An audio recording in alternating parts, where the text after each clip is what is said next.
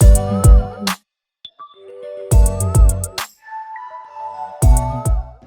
guys, I'm just loving the postnatal ward. I'm really loving it. I've just spent like an hour or so. By the way, this is my second shift on the postnatal ward. An hour or so of a woman expressing colostrum, hand expressing into syringe because the baby wouldn't latch. Like, we're trying to feed the baby and it has been about 5 hours, 4 or 5 hours. So it's definitely trying to feed the baby, but the latch wasn't working. So I said, let's hand express, then we'll try again. So I hand expressed a little bit and I was on the next breast, but I was like, you know what, let's try again. Baby just wasn't having it. So I said, we're going to change position and have the baby lie down next to you and do it that way. Oh my days, it works like a charm. I think that's just the ideal position because that's the second time today. The baby latched and was doing amazing with no help. The baby just wanted to lie down herself. But yeah, that was really nice. So I'm gonna go on my break soon, but it hasn't been too bad. I'm more confident with conducting the mother's postnatal check as well, and I know the differences that you have to make when it comes to a cesarean, if a woman's had a cesarean section, or if a woman has had a vaginal birth or forceps birth. Like for a cesarean section, when you're palpating the abdomen, you have to be like really gentle. But yeah. It's me again. So bye. We're working. Hey guys, I'm still on my postnatal rotation, but I haven't been vlogging because I've literally been enjoying my time too much. Like, it's been so fun. It's so nice to empower women and make sure they're ready to go home and look after themselves and the baby, breastfeeding support, all of that. I'm actually loving it. I'm actually working tomorrow, so I'm just going to give a quick lowdown and share bits and pieces of what I've been learning so far. So I've learned about this medication that I've never actually heard of before. It's called tramadol and it's given postnatally as pain relief, but can cause constipation. Sometimes when it's given, it can be given with something called lactulose or encouraged to be taken with orange juice. I did take a few blood pressures as well. I'm just pinpointing things I've learned. I took a few blood pressures where the diastolic blood pressure, which is the bottom number, that was quite low, and I obviously escalated this, and the midwife asked what position was the mum in, because when she's laying down, the diastolic blood pressure can appear low, so it's important when doing a woman's blood pressure to have her upright. And this is because the pressure in the heart, the circulation is decreased when a woman is laying down, or when anybody's laying down really.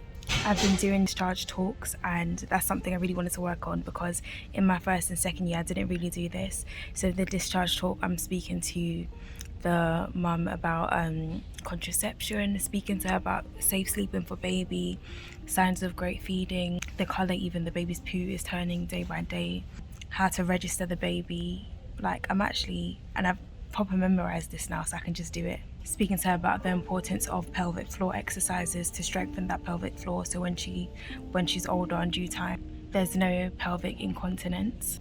I've learnt some new terminology. So there is erythema toxicum, which is newborn rash, and there's milia, which is milk spots. Milia is more common. It can be like around the nose area.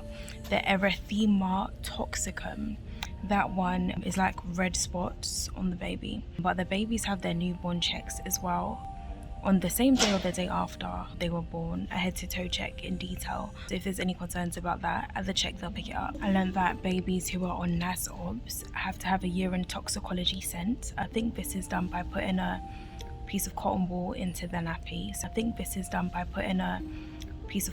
into the nappy. So that when the baby does wee, that gets soaked and then that can be sent off, I think, but I'll double check that one. But definitely they have a urine toxicology to check if there's any toxins in the urine for NAS/OBS, and NAS/OBS are done if a woman has been taking drugs or anything in pregnancy. I've learned about more medications. I've learned about dihydrocodeine, which is in the same family as morphine. Morphine is the strongest pain relief that we can give, but dihydrocodeine is just under this.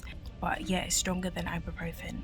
I also learned that you can't give ibuprofen if a woman has had diclofenac PR. So diclofenac is ibuprofen given in the back passage after, let's say, a woman has had suturing after she's teared. But if she has come up with diclofenac being administered, you have to wait 16 hours before you can give her ibuprofen, because that can lead to overdose.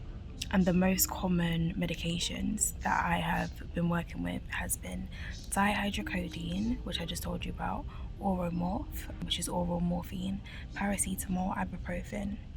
Yeah, those are the most common. And paracetamol and ibuprofen can be given as part of the midwife's exemptions, but it's good to get them prescribed so women can have them regularly, because you don't want to wait for the pain threshold to really decrease, to subside, like let's say every 10 hours, and then she's in so much pain that the pain relief isn't working. You want to keep her on a steady level. So some ladies have something called thrombocytopenia, something like that, and basically means that their platelet count is low, which means it's difficult for their blood to clot. So if a lady has that, another common medication is delta-powering, which is Fragmin. It's an injection that they give in their thigh or their belly. And if a lady has thrombocytopenia and therefore low platelets, you need to hold off on giving the Fragmin, because Fragmin is a blood thinner. It thins the blood. So if the lady's blood is already not clotting properly, you shouldn't give Fragmin, or you have to wait until she gets better results back, until it's corrected itself. I also learned about how much forceps, 1-2 instrumental deliveries affects the baby. So babies who are crying loads and like don't really want to feed and stuff, often it's because of that delivery, so they're in pain. So the ped can prescribe the baby paracetamol. We just have to be patient with those babies because they're in so much pain, and it's like, yeah, today I had like so many babies who had palsy on one side of their face, so let's say swollen eye and just damaged because of forceps. It's really horrible. I've also learned about jaundice recently, well not recently, probably a few weeks ago. I had a video come out about jaundice, about what jaundice is and what I'm learning about it. There's 2 parts to the video, so go and check that out if you haven't. But yeah, with jaundice, it's treated with phototherapy and SBR tests are done. So SBR is literally like a prick to the baby's foot, and blood is taken and tested to see the serum bilirubin count. So SBR, serum bilirubin.